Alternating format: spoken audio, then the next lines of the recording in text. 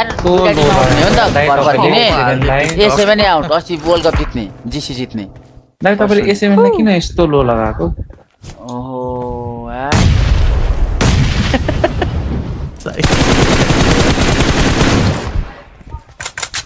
FL सँगै पर्यो फेरि हाम्रो हो दाइ 4 जना हो चारजना हामी एडभान्टेजमा छौं त हैन फाइटमा त एडभान्टेजमा छ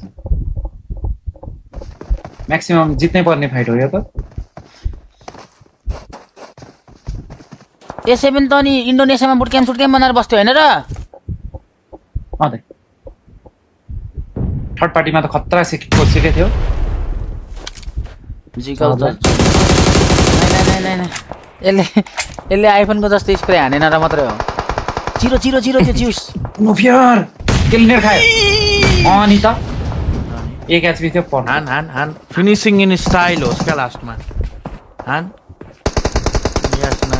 त नाइ कमोड बोक्ने लाइज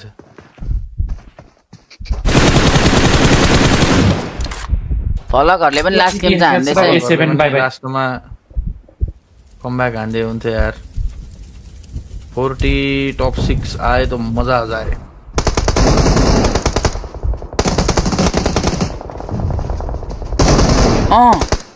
जिगल हो जिगल नाइ के त्यसलाई पनि 0 एचपी थियो यार ला